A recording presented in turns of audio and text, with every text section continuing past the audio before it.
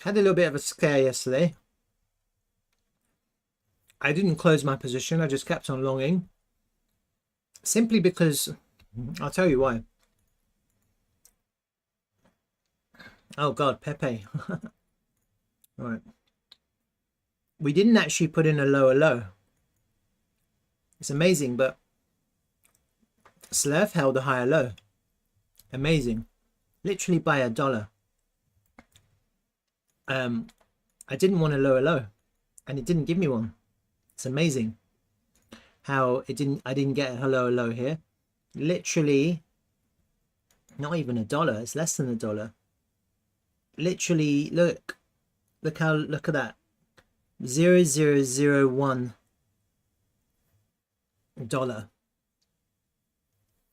25 cents. So it's like 100th of a cent. It got within 100th of a cent of putting a lower low, and it didn't put a low low. It put in a higher low. And effectively, very similar to Bitcoin, actually. I don't know if you guys can see it. What I'm seeing on Slerf is a Adam and Eve pattern. It's very similar to Bitcoin. This is your Eve. And you still have that neckline to break. You still have to go up, break that neckline to go up. It could invalidate. Like, no one really knows. Patterns can always break. I'm not saying that this pattern is going to complete. What I saw yesterday was really large amount of volume in the lows. So actually I was just longing. I kept on longing. So I've got an open position now on Slerf. I've set it to break even. And I'm expecting continuation. I like that we've broken this intermediary steeper trend line. Yeah, I think that was expected because the way the price moves down quickly, the price can easily go up quickly as well. And we've had a rejection from lower prices here. That's what it looks like. So this is looking very healthy now. I really like this price action. I think Slerf is looking really strong.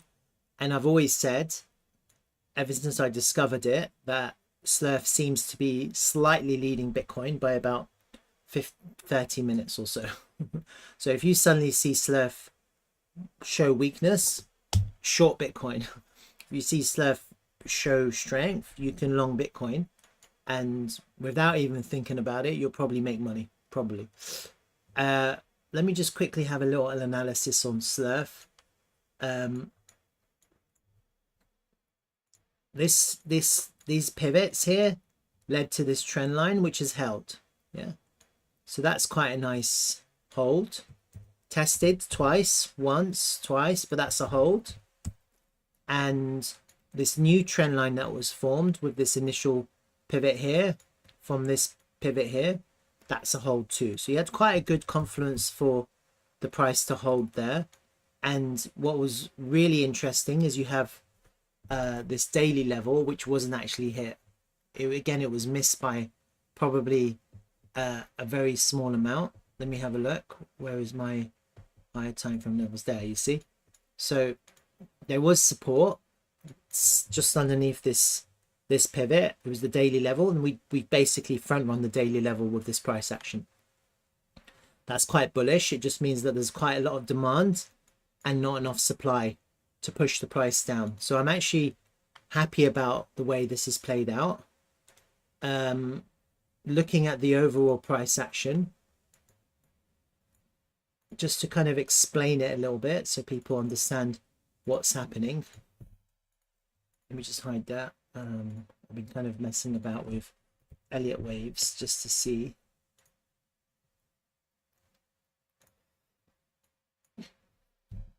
You had this liquidation event, you had this buy up, and what the price has actually done is it's come all the way down to fill the volume gap created in this buy up. Yeah, that's all that's happened. Yeah, so when people are wondering why has the price come all the way down to here to find support, why here? Well, all the price is trying to do is fill these gaps, and now it's going to continue on its original journey. Okay, what's the original journey? Well, I want to show you what we're seeing right now is a V shape. This is a V. And this is the channel that was formed on the V. This is the channel. So you have a V-shaped recovery with a higher high here. That's the higher high. So that was the lower high. This is the lower low. That's the higher high. And effectively, we've kind of created this wedge or channel or whatever you want to call it. Normally happens after a V-shaped recovery. You can either form some kind of rounding bottom or some kind of downward wedge or channel. This is quite a deep one. Yeah, it's quite a deep channel. Let me just mark it out. We lost the golden pocket. Now we're kind of coming back into the golden pocket. So it's quite a deep channel. And this could also do the same thing on the higher time frame. You could find us rounding here. Very possible. Or you'd expect some kind of breakout. Okay, that's what I'm looking for. One of the two. I'm thinking that this is it. I'm thinking that the low is in.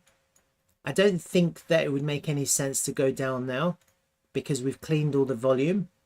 This is a massive liquidation event, so that's basically this price action is a test of this low. Yeah, and the fact that we've held the higher low, the fact that we're held the daily level without even touching it, it just indicates to me that potentially we've now created the bottom, we've formed the bottom. That's what I'm seeing right now. And unless something changes, I'm going based on that idea. What I want to see next with Slerf, and of course this is going to correspond to the way Bitcoin behaves, is I want to see Slerf break this outer trend line. Okay, it's really important to break this outer trend line. I'm taking it from the pivot highs all on the outside of the price action. Cactus is asking me something. I'll come to your question in a second. I want to break this. Okay, we need to break this, and we need some kind of back test, find support, and then we need to continue. Yeah, we need to continue by taking out the high that we put in.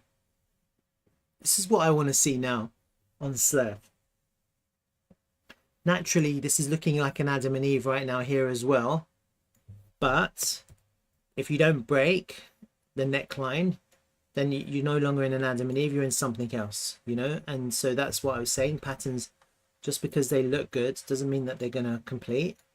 But breaking this outer trend line is really important. So I just want to see that to happen next. And I think you've got arbitrary resistance lines. I think most of those will break very easily, but they still need to be flipped. All these daily levels need to be flipped. Okay, so right now you can see where the price is. We're above this daily level, and we're trying to flip it into support. We lost it here. You see, we held it, but we were losing it, lost it, and then the price dropped. And now we're back above it. We're trying to flip it into support. Support holds. We have to get back above the point of control. Let's go up. Okay, that's what you want to see. And what you don't want to see is to lose. It might happen. Yeah, just because you don't want to see it doesn't mean it can't happen. We could easily go down here to fill this volume gap for continuation. It's very possible. Yeah, and in the same way that Bitcoin has done that, you could end up with the same idea. You could end up with this kind of rounding bottom here just to fill that gap. You'll look bearish again. People will start shorting again. But actually all it's doing is forming a higher low for the price to go up. So Gary is saying listening in about 15 minutes. So just be aware of that. I think it's good right now. So I'm not like thinking it's going down. Let's see what the CPI print does. That could make things a little bit volatile. I'm not expecting down, but you know, you never know. We might get just like down and up. You know, it's always possible. I think Slerf is looking really good. On the higher time frame, and I'm just focusing on the higher time frame. I want to see this outer trend line broken, and obviously I want to see a really good weekly candle print, a really bullish weekly candle print. Okay, so that's the two things I'm looking for now. Is let me just hide these lines. Right, so that at the moment the weekly candle is looking like a doji, but I mean I wouldn't mind if we have like a real nice big green candle that closes up higher to like 30 higher the possible as possible really. I think if we got a weekly candle closing at about 33 cents, that would be amazing. Imagine if we could go up all the way up to 41 cents by the end of the week. That would be an incredible recovery. Yeah, and if people are thinking about where's the next level of support, where's the next level of resistance, well, there's lots of levels. Every one of these daily levels is a level of support and resistance. This one should be here, and this one should be here. Okay, so these blue lines, they're all support and resistance lines. They're resistance until they become support, and then you've got the weekly level, which is the strongest level at the moment, and then you've got higher up, you've got some higher levels. You've also got support levels. So today's candle is potentially green, potentially. If it closes green, then you'll have a fresh daily level there, which will act as support. So and then if you look at the volume levels that I've marked off, you can clearly see that we've got the range point of control and this weekly level at the same place.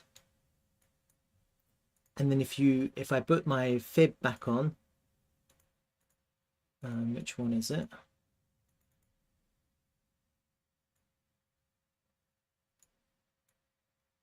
That was the extension there.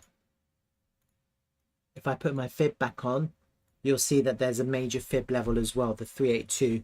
So I don't necessarily think the price is just going to go up there, but just bear in mind that about 41 cents, there's major resistance. Yeah, so I don't really care how it goes up there, but if we do end up there in the next couple of weeks, that's your major resistance. Yeah, that's going to be big resistance. And in intermediary resistance is going to be this fib level here, this 236, which is also corresponding to a daily level. Okay, you've got some other kind of intermediary levels like this daily level here, and so when I put my trend line back in and go to a lower time frame and see how it looks, that's that trend line which was broken. I'll put all these trend lines together actually because they're all quite good.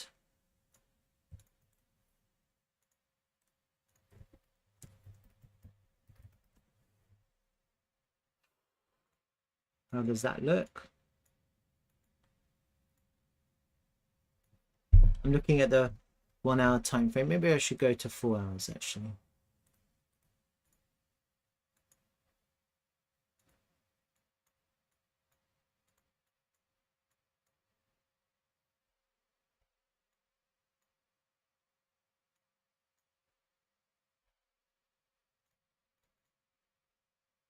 Yeah, I've got this speed fan as well. Let me just pull that up because that probably will offer a bit of resistance as we come into the underside of it for the second time. Not sure when that's going to happen. I have to keep an eye on those speed fans. They're very speed fans are lethal. Where's the other one? I had another one as well.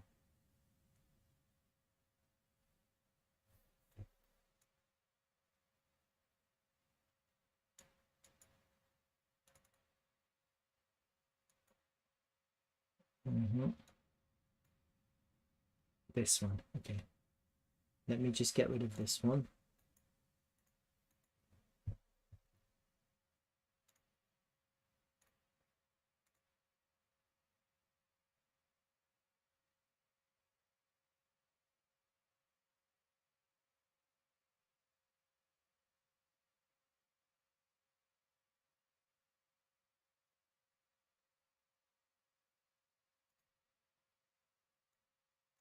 You keep a track of this one as well.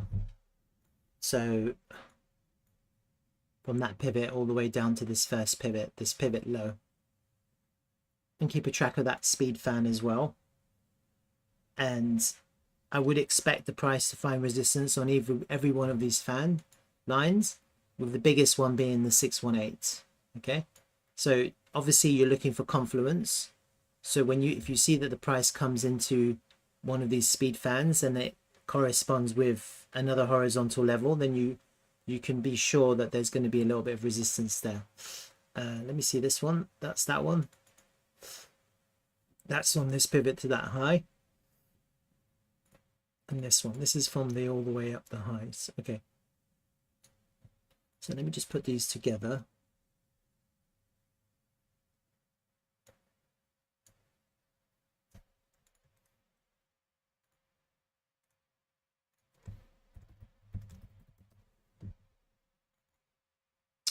All right, so actually this one from the all-time highs, from that buy bet high, is quite interesting, because you've got a really big one, the 618. We haven't come into it yet. I think that's a really big fan. So let me just that's the one. That's the big one. And you can see that this one and this one all reacted. Well, this one definitely reacted. I'm not sure about that one. So I would expect the 618 to react. Where's the trend lines?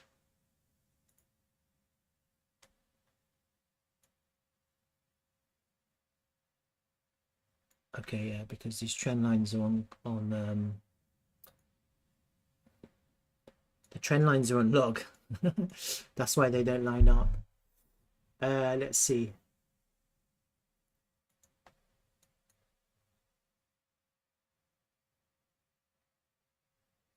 Okay, we just have to bear this in mind. I have to keep an eye on this, because the problem with speed plans is you have to use the regular.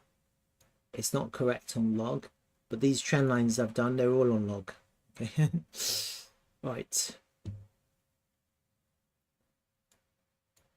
So let's see what happens. I think we break that trend line, and then let's see what happens. And then obviously you've got your fib resistance. The next level of resistance is going to be at about 32 cents. Okay.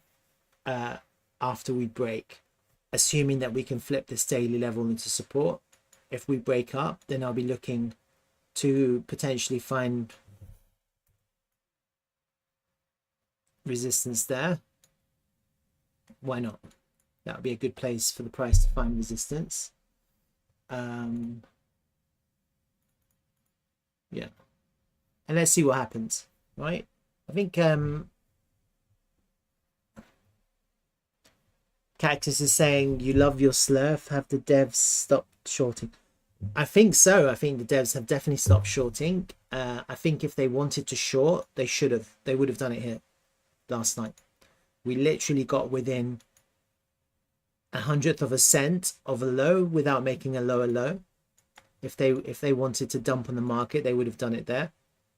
And I think what we're seeing now is quite healthy price action, right? So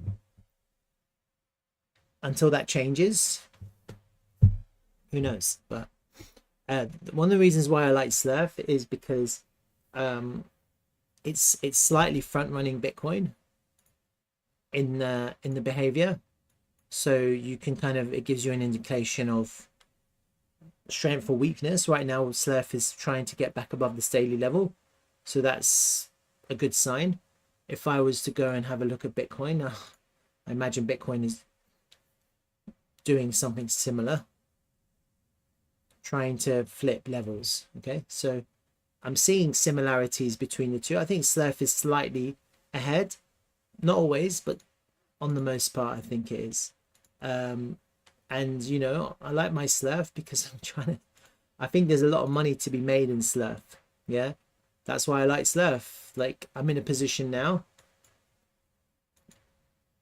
if we can get all the way up to $1.5, I would have made a ton of money. And I don't see why we can't do that. I don't see why that can't happen. All right, so that's kind of Slerf. Any questions on Slerf? Gary's 15 minutes behind. He usually has questions. I do see a lot of trap liquidity in this range.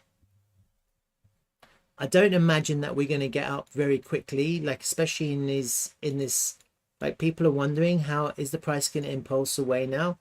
I find it hard to imagine, just because we have so much, so many levels in the way, so many green candles in the way, and the biggest level is going to be at about 41 cents, roughly there. Yeah, so I think it'd be very strange for the price to now impulse. I think we have to see what happens. I think what needs to happen is you need to clear the liquidity, find support, and then maybe you can impulse. But even so, you're still coming into resistance. You still got resistance. Yeah, right now, looking at the price action, we really need to get into the top part of the range. And even then we have resistance. We have resistance there, and then you've got your fib levels, and maybe you've got your value area high. So when it comes to Slerf, I'm still struggling to see how we impulse, and it's still probably better for people to trade the range. Yeah, so we're at the bottom of the range, trade it all the way to the top of the range, and then trade it back down to the bottom of the range. Yeah. If this is some sort of Elliott wave, and we've done wave one there, and now we've had like an ABC, a zigzag, a deep zigzag to correct to, then really what you want to see now is an impulsive wave 3. Yeah, it has to be impulsive, and it has to be in 5 waves. And if that was to happen, I would want it to go all the way up to the highs there, because I'd want it to clear all of that liquidity. And I'd want to see us, basically I want to see us to go to the top of the range, and then I would be expecting wave 1 to complete. If that's the whole thing, if that's wave 1, then I would be expecting again some kind of deep correction to come all the way back down. So for all intents purposes, what I'm saying is we should still be ranging, assuming that this whole thing is the range. Yeah, from range high, and I'm using the Bybit perpetual chart. That's your range high, this is your range low. I'm not talking about volume, I'm talking just about the price range. Okay,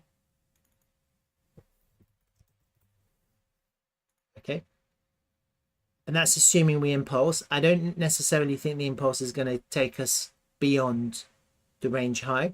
I wouldn't mind taking the high out, because that would be a higher high, and then you'd be looking for a higher low to go right back up. And so I don't think people should be expecting now the price to pump to the moon. I think if we can get the price back up to the range high, that'll be a massive achievement. Okay, massive, because then you've cleared all of that trap liquidity in this whole move, in this whole down move.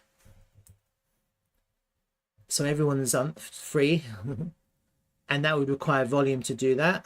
Then we can have our correction, and then we can actually really get out of here. And the party begins once we can flip basically the range high into support. That's when the party really begins, because then you're in price discovery. So it's going to require a little bit of work to get there, and people don't be naive to think that somehow the price can pump. It simply can't. I know a lot of people are trapped at higher prices, yeah, and that has to be untrapped. People have to be untrapped. All right. Excuse me.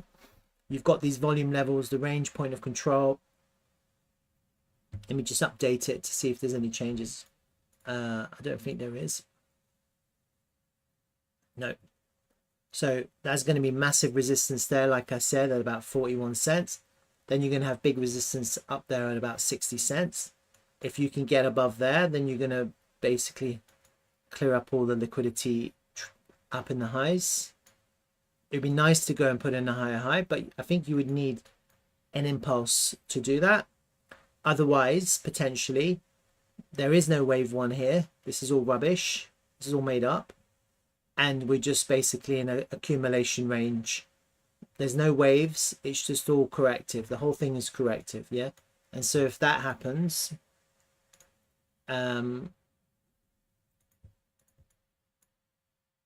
if we are just in a bog standard correction, then we'll end up going up, go down, you know, who knows. It'll be like this, see, up and down. And so therefore it's probably best for most people to not think moon, but think take profit. Take profit, look for the next trade, or trade the range. Buy the lows, sell the highs, buy the lows, sell the highs. Keep on thinking like that until eventually the range will break. The range will break when you eventually flip that into support. And honestly, there's no reason to think that we can't go and revisit the lows here. Because in the future, if Bitcoin does somehow become weak and feel shaky, then people will dump again. They will dump their Slerf positions and their Slerf tokens. And so even though right now it looks quite steady and maybe the price is now looking to go up, there's no reason to think in the future the price can't always go down one more time just to clear up the liquidity that might be gathered in that underneath that low. Okay, so anything can happen, right? We just have to see what happens. Just don't I think though now this is good for up. That's what I'm thinking. So that's why I'm long. Right, that's Slerf. Gary is not Gary. Cactus is asking,